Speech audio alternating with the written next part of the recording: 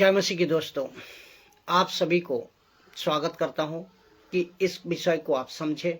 और एक बार दशमांश का विषय इसमें बहुत बार बातें की, लेकिन इसको भी आपको समझना है कि दशमांश का ये जो शिक्षा है, जो लेते हैं, जो देते हैं, ये दशमांश जो नाम है, ये जो शिक्षा है, जो देते हैं इसको और जो लेते भी है, ये दशमांश का जो शिक्षा है, ये किसकी शिक्षा है, ये आपको समझना है। तो ये जो आपको समझनी है कि दशमांश के बारे में, वो ये है कि दशमांश देना ये शिक्षा, दशमांश देना ये शिक्षा यीशु प्रभु की नहीं है।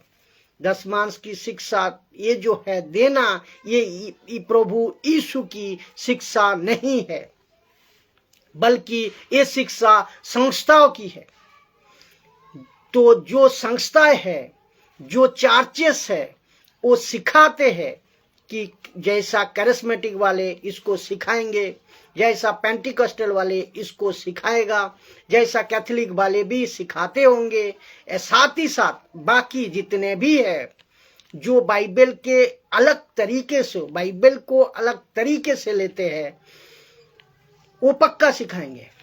तो इनकी गिनती ये आती है संस्थाओं में, इन सभी का गिनती आती है संस्थाओं में।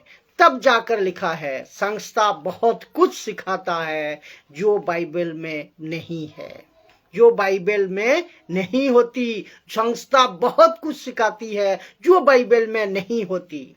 तो संस्थाओं की शिक्षा को बाइबल के साथ मत जोड़िए, संस्थाओं की शिक्षा को बाइबल का साथ मत जोड़िए। तब जाकर पौलुस एक वचन कहता है, लिखता है कि पहला करंथियों 4:6 वचन कहता है कि लिखे हुए से आगे नहीं जाना, लिखे हुए से आगे नहीं बढ़ना। आपको टीचिंग संस्था की नहीं लेकिन बाइबल की टीचिंग होना चाहिए। आपका टीचिंग, आपकी शिक्षा, आपकी बातें बाइबल की होना चाहिए। और लेकिन आप सभी को बाइबल की शिक्षा को लेकर भी चलना है और बाइबल की शिक्षा को मानना है, नहीं कि संस्था की, ना कि संस्था की। और मैं आपको संस्था की टीचिंग नहीं दे रहा हूं, बल्कि आपको बाइबल की शिक्षा दे रहा हूं। अगर मैं संस्था की टीचिंग दे रहा होता तो क्या परिस्थिति होता, आप खुद जानते हैं, आप खुद जानते हैं, भर जाते हैं, आप खुद जानते हैं। तो हमको संस्था का हिसाब से नहीं चलना है, हमको बाइबल का हिसाब से चलना है और हम बाइबल का हिसाब में ही चलेंगे। और आप सभी को कहता हूं, जो संस्था का हिसाब में चल रहे हैं, आप बाहर आइए। आप बाइबल का हिसाब में संस्था चल रहा है कि नहीं, इसको देखिए और उसको फॉलो करें। तो अभी आपको समझ आया होगा कि आपके पैसे, आपको ये पैसे के मामले में भी बताऊं, आपके जो पैसे है ना, आपके पैसे परमेश्वर का पास कोई लेना देना नहीं है। आपको पैसों से परमेश्वर का कोई लेना देना नहीं है। आपका पैसा अपनी जगह पे, परमेश्वर अपनी जगह पे। तो आपके पैसा का साथ परमेश्वर का कनेक्शन कहीं पे भी नहीं है। ये बात को ध्यान रखें। तो वो चाहे आपकी तनख्वाह का पैसा हो, वो चाहे आपकी कारोबार का पैसा हो। तो आप लोगों की सबसे ज्यादा दिक्कत ये है कि आपकी बिजनेस नहीं चलता, मेरी नखरी नहीं लगती, परमेश्वर मुझे परमानेंट नखरी नहीं लग रहा है, तो मैं उसके लिए क्या करूं। ये पास्टर आपको बना देते हैं उसी वजह से उल्लू, और आपको फंस जाते हो उसका कैंडल में, उसका शिकार में। कहते हैं पास्टर, अरे बाप, तुमने ताइद दिया है? आप कहते हो नहीं पास्टर जी, मैं तो अभी तक ताइद नहीं दिया हूं। बोला क्यों नहीं? ताइद वो देने से क्या होगा? आप पूछते भी है। पास्टर कहता है परमेश्वर की आशीष आना शुरू हो जाएगी। बोला वो कहाँ लिखा है? वो दिखाता है आपको। कौन सा वचन? मलाकी 3:10।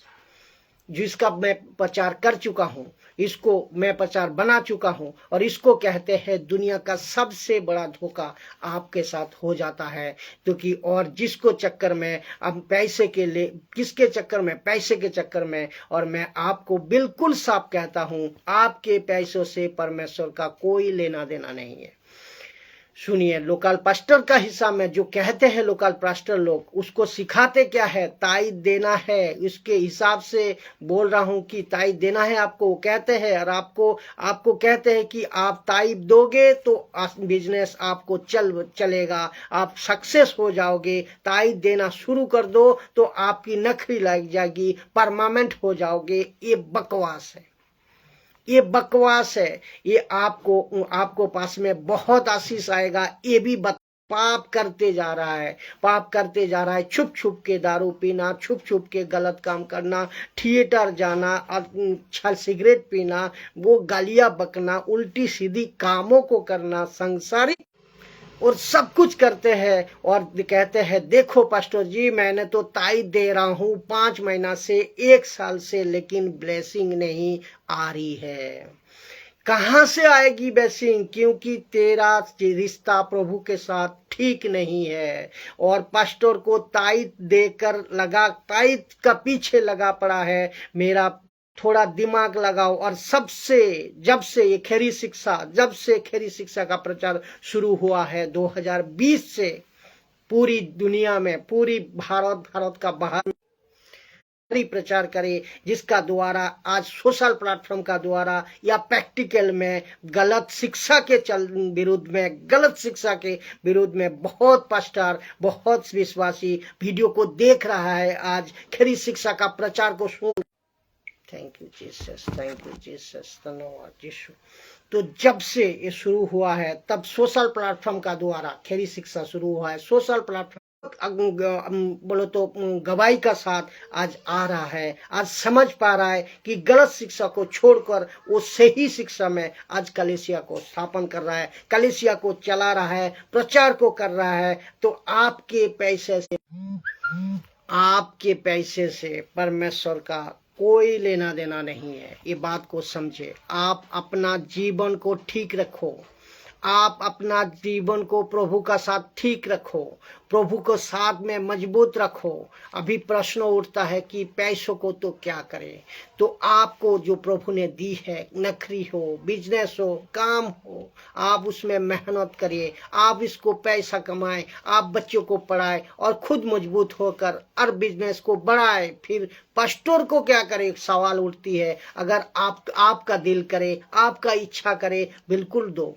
अगर आपके मर्जी से दो तो मना किसने किया है? चार्ज को पैसा देना है, बिल्कुल दो, आपका मर्जी से दो। चार्ज को जरूरत है पैसा की, पैसा दे सकते हैं, बिल्कुल दीजिए। लेकिन मैं खुद कहता हूं कि दो, लेकिन ऐसे पास्टर को दो, ऐसे चर्च को दो, जो ऐसे संस्था को दो जो वचन के हिसाब से चलता है, जो यीशु को शिक्षा का हिसाब से चलता है, जो बाइबल के हिसाब से चलता है। क्योंकि पेटू सेवक आजकल बहुत है और हमको उससे बचकर रहना है। क्योंकि पूरे बाइबल में एक भी जगह पर नहीं लिखा है कि अपनी कमाई का 10% दो, कहीं पे भी नहीं लिखा है। खुला चुनौती है। तो बाइबल कहीं पे भी निकाल कर बताइए, उत्पत्ति का अध्याय से प्रकाशित वाक्य तक एक ही जगह पर निकाल कर बताए कि ये है, देना है 10%, आपको आपके कमाई का 10% देना है। नहीं लिखा है, नहीं मिलेगी। तो वहां लिखा है कि अपनी कमाई का 10% दो, ऐसा कहीं नहीं मिलेगा।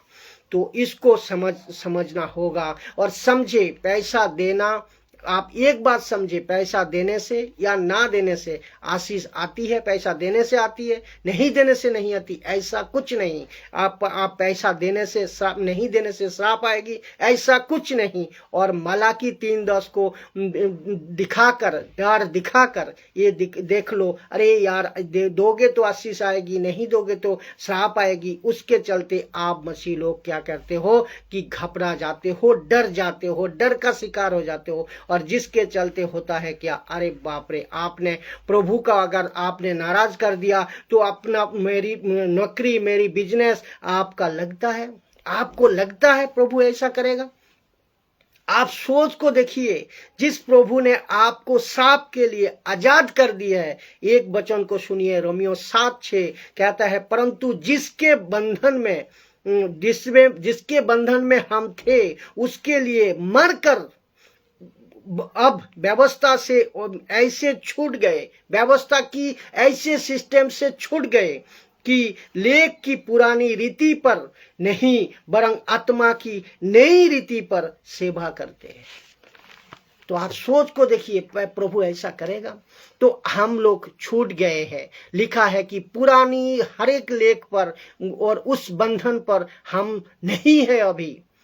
मैं जोरों आवाज से बोलना चाहता हूं कि बोल रहा हूं कि वचन कर रखकर, यीशु को सामने रखकर, पवित्र आत्मा के उपस्थिति जो मेरे अंदर है, मैं सबके साथ है जो मेरे साथ है पवित्र आत्मा की उपस्थिति में, मैं उनको रखकर कह रहा हूं कि जो एक बार यीशु को अपना प्रभु मुंह से कबूल करे और मन से विश्वास कर लेगा, उसके पूर्वजों के इधर के उधर के ऐसे श्राप, दुष्ट आत्मा का श्राप, किसी भी प्रकार के श्राप बंधन उनके अंदर नहीं रहता।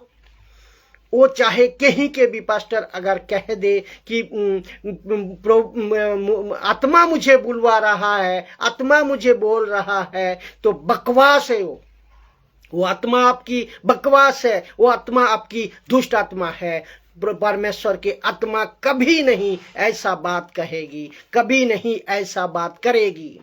मैं ताज्जुब होता हूं कि आप लोग डर क्यों जाते हो, आपको जिसको सच्चाई पता है ना, वो नहीं कभी डरेगा, वो कभी नहीं डरेगा। तो जिसके चलते दोस्तों ये वचन आपको बीच में रख रहा हूं कि 2 तीमुथियुस 3:13 वचन लिखा है कि दुष्ट और बहकाने वाले धोखा देते और धोखा खाते हुए बिगाड़ते चले जाएंगे। तो धोखा दे रहे हैं जो, वो भी बिगाड़ रहा है, बिगाड़ते जाएंगे, और जो उसको सुनकर धोखा खा रहा है वो भी बिगाड़ते चले जाएंगे। कौन सी ये किसकी? परमेश्वर की दास पौलुस की बातें हैं, ये पौलुस कह रहा है ये, और मैं आपको ये सिखा रहा हूं। क्यों आपको इसीलिए सीखना है, आज दिन सही नहीं है, आज समय सही नहीं है, ये आ गया है आपको सीखने का। तो आपको जानकारी होनी चाहिए कि पैसा नहीं दोगे तो आपका आशीष नहीं आएगी, आप पैसा नहीं दोगे तो आपको श्राप आएगी, ऐसा कुछ भी नहीं है। उनको मुंह पे बोलो कि आपकी बकवास की शिक्षा हम नहीं सुनेंगे, क्योंकि ऐसा कोई टीचिंग, ऐसा कोई शिक्षा बाइबल के अंदर है ही नहीं। आशा करता हूं ये छोटे कंसेप्ट को आप समझे होंगे। इस तरह दूसरे को भी फैलाए, बहुत शेयर करे, दूसरे को फैलाए, सही शिक्षा का प्रचार को मजबूती का साथ दुनिया में फैलाए, और आप मजबूत होइए, दूसरे को भी मजबूत करिए। जय मसीह।